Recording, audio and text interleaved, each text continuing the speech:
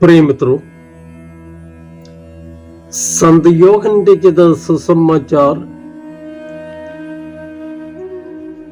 अध्याय 17 वाक्य 18-19 में हम पढ़ते हैं, जिस तरह तूने मुझे संसार में भेजा है उसी तरह मैंने भी उन्हें संसार में भेजा है।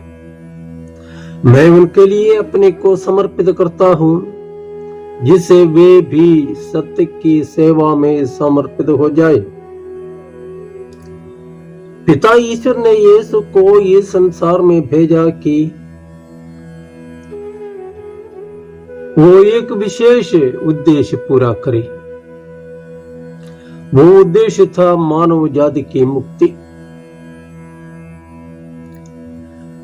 अपने पुत्र को संसार भेजने से पहले ईश्वर ने अनेक लोगों को चुनकर किसी न किसी उद्देश्य के लिए भेजा था।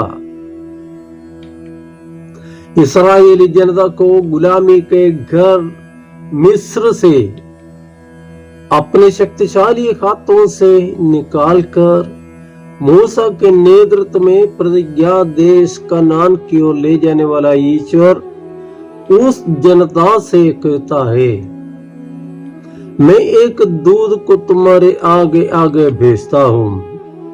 वो रास्ते में तुम्हारी रक्षा करेगा और तुम्हें उस स्थान ले जाएगा जिसे मैंने निश्चित किया है।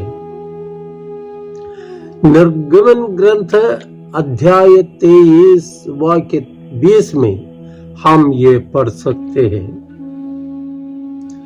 नबी योना की कहानी हमें मालूम है। ईश्वर ने उसे निनिवे भेजा कि वो लोगों को पश्चाताप और मन परिवर्तन का उपदेश सुनाए। उसको ये कहकर लोगों को सचेत करना था कि पश्चाताप न करे तो 40 दिन के बाद निनिवे का विनाश किया जाएगा। लेकिन वो निनिवे न जाकर तारशीश जाने वाले जगास में जा बैठा।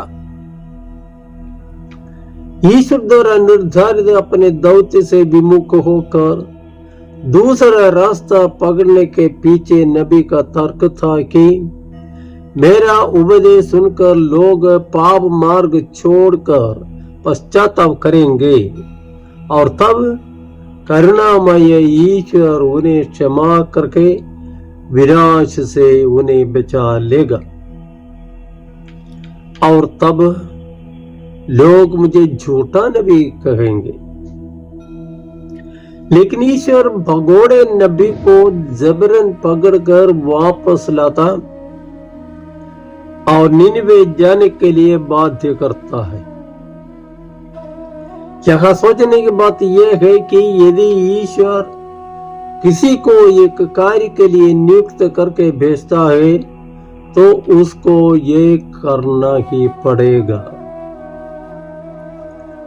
पुराने विधान में मूसा, गिदयोन आदि महान नेता अपनी अयोग्यता समझकर ईश्वर के नियोग से छुट्टी पाना चाहते थे, लेकिन ईश्वर ने कहा तुम्हें यह करना ही पड़ेगा, डरो मत, मैं तुम्हारे साथ हूं। आज के सुसमाचार में हमने सुना कि प्रभु यीशु ने अपने 12 शिष्यों को राज्य को सुसमाचार सुनाने और बीमारों को चंगा करने के लिए भेजा। प्रभु ने उन्हें खाली हाथ बिना किसी सुरक्षा योजना के गांवों तथा कस्बों में भेजा। उनके पास सिर्फ गुरु वचन की शक्ति थी और वे जानते थे कि वही उनके लिए पर्याप्त था। उनमें शक्ति थी, सुरक्षा थी, प्रभु के लिए सब कुछ करने का साहस था। इस परंपरा के अधीन रहकर ही संत पौलुस धर्म सेवा करते थे। उनके शब्दों में, ईश्वर ने मुझे गैर यहूदियों के बीच ईसा मसीह का सेवक तथा ईश्वर के सुसमाचार का पुरोहित होने का वरदान दिया है। इसलिए मैं ईसा मसीह द्वारा ईश्वर की सेवा पर गौरव करता हूँ।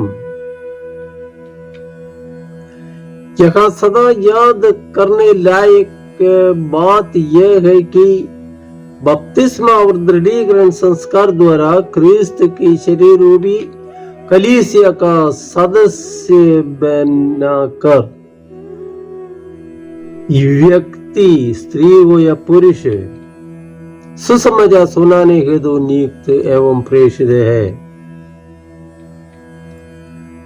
हम सब भेजे हुए हैं ईश्वर का प्रेम संदेश लोगों को सुनाने के लिए।